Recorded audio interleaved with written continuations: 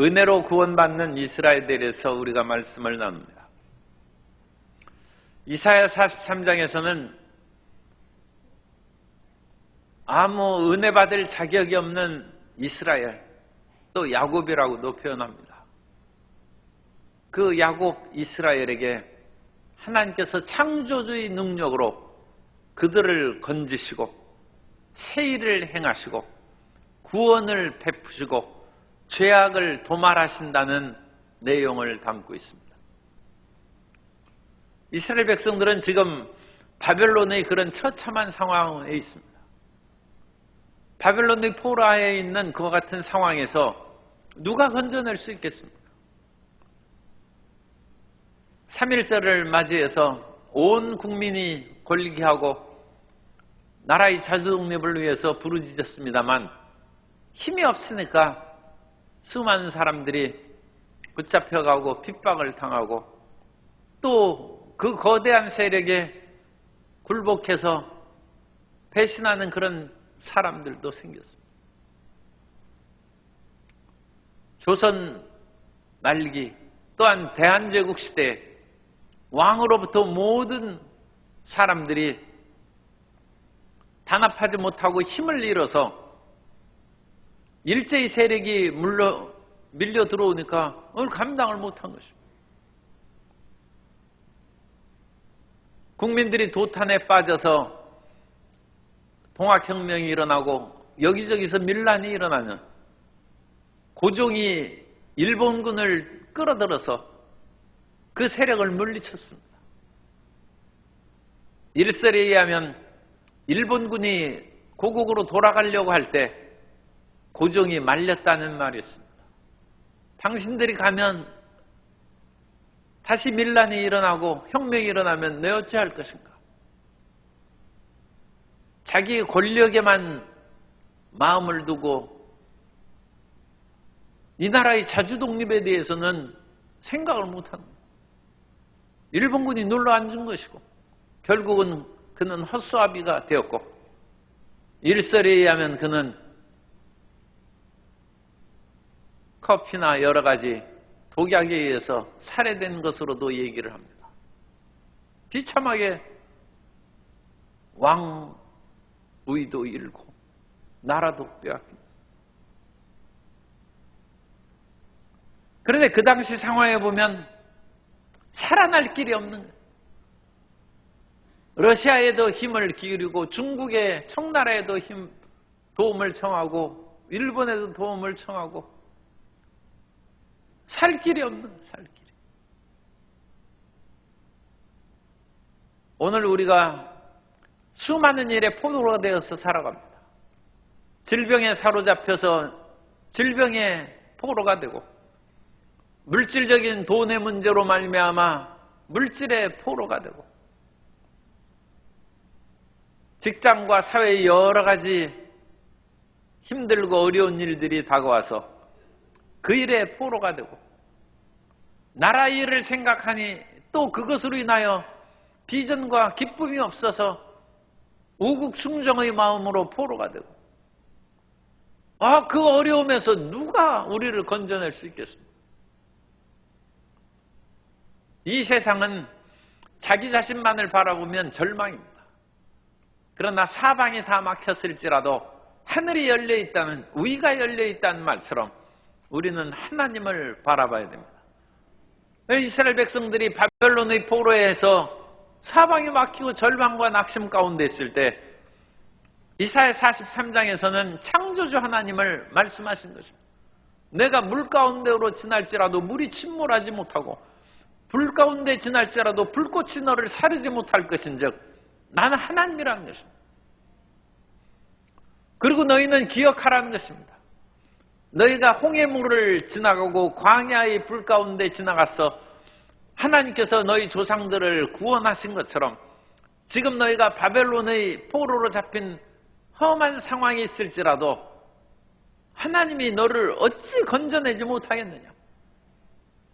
그러므로 이스라엘 백성들을 법정으로 불러서 증언하라는 것입니다. 너 눈멀고 귀먹은 이스라엘 백성들아, 그래도 한 가지는 알 것이 아니냐. 너희가 애굽에서 노예로 있을 때 너희 조상들을 하나님이 건지신 그 하나는 알 것이 아니라 이 구원의 기초입니다. 이스라엘의 신앙의 기초가 출애굽에 있는 것입니다. 우리도 이와 같이 고통과 좌절 가운데 삶의 비탄 가운데 예수님을 믿는 것이 우리 신앙의 기초입니다. 그러므로 모태신앙도 중요하지만 더 중요한 것은 성령으로 말미암아 하나님을 만나고 예수 믿는 것이 중요한 것입니다. 하나님께서 물 가운데 불 가운데 나를 좌절과 비탄에서 건지셨다. 그것이 오순절의 성령 운동이고 하나님을 만남으로써 예수님을 체험한다. 그런데 그 믿음을 가진 이후에도 삶의 어려움이 다가오면 옛날에는 구원하셨는데 이제 나를 잊으셨는가 하고 흔들린다. 근데 이스라엘아, 너희 조상들에게 출애굽 이스라엘 전체가 한 사람의 일생과 같은 것이죠. 그걸 기억하라는 것이죠. 이집트라는 그 거대한 세력에서 너희가 어찌 자유를 얻고 해방을 얻을 것으로 꿈꿀 수나 있겠느냐. 그러나 하나님께서 열 재앙으로 강한 손과 편 팔로 애굽 바로에게서 너희를 구원해 주셨은즉 오늘날 바벨론이 아무리 힘이 세고 강하다 할지라도 하나님이 너를 구원하신다.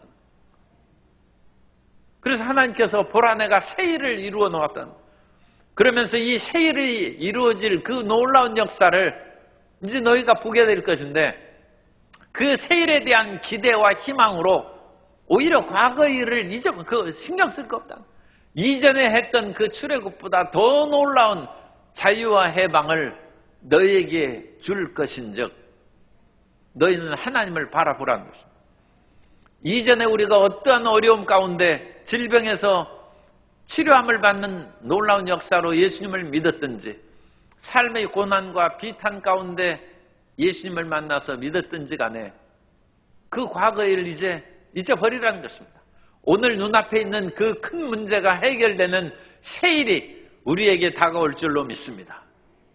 그 하나님의 새 일을 바라보고 그 일을 행하는 일이 창조자 하나님이요 구원자 하나님이요 지금 말한 것처럼 미래의 일을 예언하고 성취하는 하나님이란 어떤 우상도 이러한 일이 일어날 것이다 얘기하고 그 일이 이루어질 수 있도록 하는 그런 존재는 없다는 것입니다. 그건 하나님 나만 하는 것이다. 그러므로 43장 말씀에서 중요한 것이 나는 야훼라는 난 야훼. 15절에 보면 나는 야훼 너희 거룩한 이요 이스라엘의 창조자요 너희 왕이니라. 16절 나 야훼가 이같이 말한다. 나는 야훼라는 거죠. 야훼는 우리가 스스로 있는 자라고 해요. 하나님의 창조성과 다른 어떤 것으로 기원하지 않는 유일무이한 절대의 존재임을 드러내는 하나님밖에 없는 것입니다. 우리 자신도 인류도 지구도 우주도 없을 때 하나님만 계셨다. 하나님께서 모든 것을 새롭게 하실 수 있는 것이죠. 그러면서 하나님께서는 너희가 특별히 어떤 그런 자격이 있어서 이스라엘을 구원한 것이 아니라 21절 이 백성은 내가 나를 위하여 지었나니 나를 찬송하게 하려 함이니라. 지금까지 말씀드린 것이 43장 1절부터 21절까지를 제가 요약해서 말씀드린 것이고 그럼 이 하나님 앞에 현실에 지금 발등에 떨어진 불을 끄려고 하나님 앞에 나아가야 되지 않습니까? 바벨론에서 해방되고 하나님의 자유의 복을 누릴 수 있도록 나아가는 것이 부르짖고 기도하는 것입니다. 그런데 이 백성들이 기도도 안 해. 22절을 그러나 야곱아 너는 나를 부르지 아니하였고 이스라엘아 너는 나를 괴롭게 여겼으며 부르지 않고 괴롭게 여겼다. 부른다는 것은 기도하러 교회에 나오는 것이죠. 예배드리러 교회에 나오는 것입니다. 그런데 하나님 앞에 나오고 이 새벽에 나오려면 하나님을 사랑하고 기쁘게 얘기해야 되는데 새벽 기도 나가면 괴로워. 이게 그 말입니다. 이스라엘아 너는 나를 괴롭게 얘기했습니다. 아니 하루 종일 일하고 힘들고 지친데 이 새벽에 또 왜 3.1절은 쉬는 날이면 특세도 하지 말아야지. 쉬는 날에 왜 3.1절 날부터 이렇게 해가지고 어디 여행 가거나 놀러 가지도 못하고 새벽 기도를 하는가?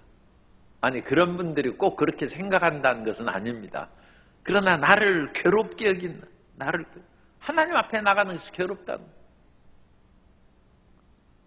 괴로우니까 기도 안 하고 부르짖고 않는 것이죠. 같은 말이에요. 하나님 앞에 하나님은 지금 우리 삶에 있는 모든 것을 해결해 줄 수 있는 창조자요 구원자요 우리를 사랑하시는 그 하나님이신데 그 하나님 앞에 나와 부르지 않는다는 거예요. 세상 사람들은 부르고 세상의 권력자와 돈 많은 사람은 부르고 이 새벽에 또 신뢰의 표현을 합니다. 아침에 왜 골프 치러 가는지 모르겠어요. 아침에 그 새벽 기도 안 하고 골프 치러 가는 거예요. 부르지 않는다는 거죠. 그리고 그 나가는 것을 괴롭게 여긴다는 것입니다. 그러면서 하나님 앞에 나아가서 기도하고 예배하는 것을 구약시대에는 물질적인 것으로 표현하니까 그 23절은 그 설명입니다. 내 번제의 양을 내게로 가져오지 아니하였고 하나님이 괴로운데 무슨 양을 가져오겠어요? 내 제물로 나를 공경하지 아니하였느냐. 그런데 하나님께서는 인자하신 분이어서 꼭 양이나 소를 가져오라고 하지 않습니다. 가난한 이스라엘 백성들을 위해서는 비둘기를 가져오랍니다. 그러나 하나님 앞에 빈손으로 나오진 마. 왜냐하면 그것은 우리의 정성이기 때문에. 그리고 비둘기 살 돈도 없냐? 그러면 곡식 그런 가루라도 좀 가져오랍니다. 원래 사람이 죄를 지으면 피제사를 드려야 됩니다. 짐승의 피를 흘려서 그 피가 죄를 속량하는데 너무 가난한 사람은 비둘기 살 돈도 없어요. 그러면 곡식 가루라도 조금 그것을 구해다가 곡식 가루로 제사를 드리면 죄를 용서해 준다. 하나님은 인자하신 분입니다. 하나님은 자비없으시고 인생의 가난함과 고통을 아시는 분입니다. 그러면 하나님께서는 비둘기조차 못 내는 사람에게는 곡식 가루라도 가져와서 하나님 앞에 죄를 사함을 받고 용서함을 받으라는. 왜냐하면 죄 사함을 받아야 하나님과 우리 사이에 가로막힌 장애물이 사라져서 하나님의 따뜻한 빛이 우리에게 비칠 것이요 하나님의 생명수가 가로막힌 것이 제거되므로 우리에게 흘러넘치게 될 줄로 믿습니다. 그럼 반드시 죄의 문제가 해결됩니다. 그렇기 때문에 하나님께서는 그 길을 어느 사람에게 남녀노유 빈부 귀천을 막론하고 나올 수 있는 길을 만들어 주신 것입니다. 그런데 이 말씀한 너를 수고롭게 하지 아니었고 유향으로 말미암아 유향은 그래도 비싸죠. 이런 것은 돈 듭니까? 괴롭을 수도 있어요. 너를 괴롭게 하지 아니었거늘 너는 나를 위하여 돈으로 향품을 사지 아니하며 희생의 기름으로 나를 흡족하게 하지 아니하고. 하나님 앞에 이런 짐을 내가 지운 적이 없지만 너희는 그런 일을 하지도 않고 오히려 죄짐으로 나를 괴롭게 하고 수고롭게 했다. 죄짐으로 나를 수고롭게 하며 내 죄악으로 나를 괴롭게 하였다. 22절에서는 이스라엘 백성들이 하나님을 그렇게 수고롭게 여기고 그러는데 오히려 반대라는 것입니다. 나는 너희에게 수고롭게 할 만큼 재물을 요구한 것도 없고 유향이나 비싼 거 요구한 것도 없는데 오히려 야곱 너희는 죄짐으로 나를 괴롭게 했다. 왜냐하면 예수님께서도 하나님께서도 죄를 무조건 용서하실 수가 없어요. 공의로운 하나님이신가. 그러므로 그 공의로운 하나님께서 이스라엘이 죄 짓고 오면 수고로운 것이죠. 그리고 마지막에는 그 아들 예수 그리스도를 이 땅에 보내서 십자가의 피를 흘림으로 이전까지 짐승의 피로 대속한 그 모든 것은 상징입니다. 결국 그 모든 죄값을 몰아서 하나님이 죽으셨다. 하나님이 얼마나 괴로웠으면 예수님께서 겟세마네 동산에서 아버지여 이 잔을 내게서 옮기시옵소서. 예수님께서 통곡하고 부르짖어 기도하셨다고 말씀합니다. 얼마나 수고롭고, 오히려 우리가 우리 죄악으로 말미암아 하나님을 수고롭게 했는데, 우리는 하나님이 우리를 참 또 신뢰의 표현입니다. 새벽부터 불러내고 물질들이라고 하고 온갖 것을 우리를 수고롭게 하고 죄짐이 아니라 우리를 그냥 무거운 짐을 지어서 힘들게 한다. 하나님이 나를 수고롭게 한다. 그렇게 생각하는데 어찌 그 말이 맞느냐? 너희가 오히려 나를 수고롭게 한다. 하나님이 인생에 빚지시겠습니까? 우리가 수고한 것은 그건 아무것도 아니고 우리의 죄짐을 주님께서 오히려 다 제거하시고 용서하셨을 뿐만 아니라 수고하고 무거운 짐진 자들아 다 내게로 오라. 내가 너희를 쉬게 하리라. 주님께서 우리의 수고하고 무거운 짐을 대신 져주신 줄로 믿습니다. 우리 중심으로 생각하면 하나님 나를 힘들게 합니다. 그렇게 얘기할 수 있지만 이건 지금 이사야 43장은 법정의 변론 형식으로 기록되어 있는 장입니다. 지금 거기에서 지금 얘기합니다. 내가 너에게 수고하게 한 것이 무엇이느냐 얘기해보라. 오히려 너희가 죄짐으로 나를 수고롭게 하지 않느냐. 그러나 하나님께서는 사랑의 하나님이시므로 그 모든 것을 그냥 덮어버려요. 25절에 보면 나 곧 나는 나를 위하여 내 허물을 도말하는 자니, 너희가 무슨 받을 만한 자격이 있어서 그런 것이 아니라 하나님이 하나님의 이름을 위하여, 사랑이신 하나님을 이름을 위하여 그 백성들과 하나님께서 사랑으로 언약을 맺으시고 아브라함과 언약을 맺으시고 모세와 언약을 맺으시고 다윗과 언약을 맺으시고, 그런데도 나라가 망했어요. 하나님이 약속한 것을 지킬 사람은 다 죽었어요. 아브라함도 죽고 모세도 죽고 다윗도 죽고, 그러나 하나님은 살아계셔서 하나님은 약속 지킨다는 거예요.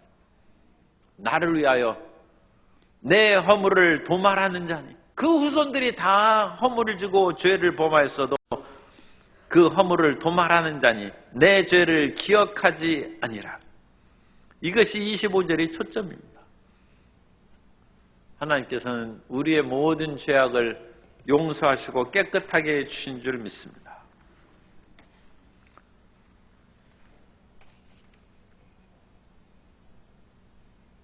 이사야 43장 25절을 표준 새 번역으로 읽어드립니다. 그러나 나는 내 죄를 용서하는 하나님이다. 내가 너를 용서한 것은 너 때문이 아니다. 나의 거룩한 이름을 속되게 하지 아니라고 그렇게 한 것일 뿐이다. 내가 더 이상 너의 죄를 기억하지 않겠다. 하나님께서 죄를 탕감해 줍니다. 성경에 보면 그게 탕감해 주는 것이 있잖아요. 1만 달란트, 그냥 왕이 탕감해 주는 거예요. 1만 달란트 갚을 수가 없어요. 그런데 하나님은 우리는 100만 원도 탕감해 주기가 어려운데 하나님은 1만 달란트를 탕감해 줘요. 하나님은 그 영광을 위하여 우리 죄를 용서하시고 우리를 받아주십니다. 그러므로 우리 앞에 어떤 어려움과 절망적인 문제가, 좌절이, 그런 우리 앞에 장애물이 놓여 있을 때에도 하나님 앞에 나와 부르라는 것입니다. 넌 내게 부르짖으라는 것입니다. 그러면 내가 내게 응답하였고 내가 알지 못하는 크고 은밀한 일을 내게 보인다는 것입니다. 기도하는 것뿐만 아니라 예배로 나오라는 것입니다. 하나님 앞에 나오는 것이 괴롭다 여기는 것이 그게 병입니다. 기도하는 것이 괴로운 것이 병이 걸린 것이고, 예배 드리는 것이 힘든 것이 병에 걸린 것입니다. 아니, 우리가 사람이 먹지 않으면 못 사는데 밥 먹는 것이 괴로워요. 심지어 어떤 사람은 너무 마음이 힘들어서 숨 쉬는 것도 힘들다고 이제 그런 일이 있죠. 숨 쉬는 것도 힘들고 밥 먹는 것도 괴롭고 직장 가고 회사 가는 것이 너무 괴로우면 병에 걸려도 큰 병 걸린 것이죠. 식욕이 떨어지면 정말 큰 병 걸린 것입니다.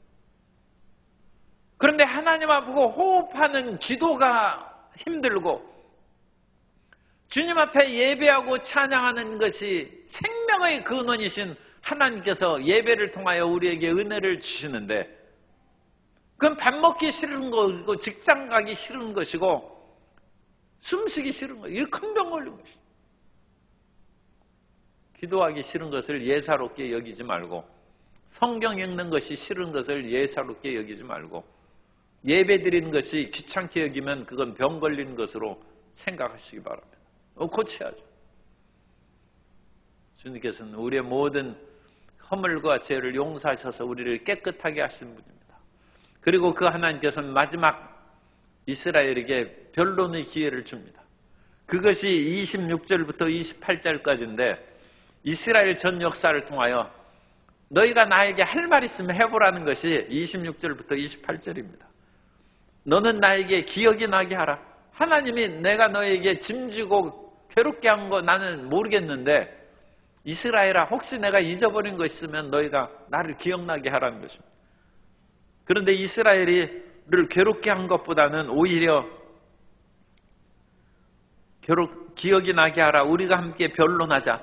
너는 말하여 내가 이스라엘이 의로움을 나타내라. 그런데 이스라엘의 의로움을 나타내기는커녕 27절에 보면 내 시조부터 범죄하였고 너희 교사들이 너희 율법 가르치고 선생들이 다 잘못 가르치고 배반하고 그러므로 내가 이 죄악으로 말미암아 성소의 어른들을 욕되게 하고 성소의 제사장 레위인들이 사로잡혀가고 모욕을 받고 죽고 이스라엘이 진멸당하도록 내어주며 이스라엘이 비방거리가 되게 하리라 했는데 하였다라고 번역하는 것이 좋습니다. 혹시 관주 성경 가진 분은 성경을 한번 보셔서 거기에 주가 달려 있어요. 하리라를 뭐라고 했어요? 하였노라 그렇게 되어 있죠. 그래서 이것은 히브리어의 번역의 문제인데 사실은 거기에서 현재형으로 이와 같이 나는 한다고 하나님이 선언하였다 그런 뜻입니다. 이렇게 한다고 선언하였다. 그러므로 이것을 하리라 그런 식으로 하면 안 돼요. 이렇게 한다. 그건 미래적이도 한다고 이미 옛날에 선언하였다는. 그러니까 과거로 번역해야 돼요. 그래서 이스라엘이 비방거리가 되게 하였다. 그래서 너희가 망했고 너희가 포로로 잡혔고 지금 고생하고 있다는 그 말입니다. 그러나 하나님께서는 지금 25절 말씀이죠. 내가 너희 죄를 도말하고 기억 안 했나? 그러니까 놀라운 해방의 역사가 나타날 것으로 기대되지 않습니다. 그것이 이제 44장 이후부터 또 언급되고 있습니다. 그래서 하나님께서는 이 모든 것을 선지자 이사야를 통하여 어느 면으로는 구차스럽게 변명하는 것은 이스라엘에게 믿음을 갖게 하기 위해서 하나님은 진노하시는 하나님이 아니라 사랑의 하나님이라. 그런데 왜 우리에게 진노하시고 우리를 이와 같이 사로잡히고 고통당하게 하셨습니까? 너희 자신을 한번 자세히 살펴보라. 그 얘기를 해주는 거예요. 너희가 죽지 않은 것만 해도 감사해야 된다. 너희가 지금 먹고 살아 움직이는 것만 해도 감사해야지 너희 허물과 죄로 인해서 하나님 앞에 감히 입을 낼 그런 형편이 못 된다는 것입니다. 그래서 다시 한번 믿음을 갖고 하나님 앞에 나와 부르짖고 주님을 예배하면 창조주 하나님께서 우리의 모든 것들을 근본적으로 고치사 하나님의 생명의 역사로 채워주실 줄 믿습니다. 3.1절의 부르짖음이 26년이 지나서 우리나라가 뭐 별로 잘한 것도 없는데 어쨌든 히로시마의 원자탄이 떨어지고 이 나라가 자동적으로 해방이 됐어요. 하나님께서 은혜와 긍휼로 이 나라에 복을 내려 주셨습니다. 오늘 우리가 가운데 태산 같은 문제가 있어도 하나님께서 그것을 제거해 주실 줄 믿습니다. 하나님을 끝까지 믿고 의지하는 복받은 성도님이 되어서 이 사회의 빛이 되고 하나님의 희망이 되시기를 주님 이름으로 축복합니다.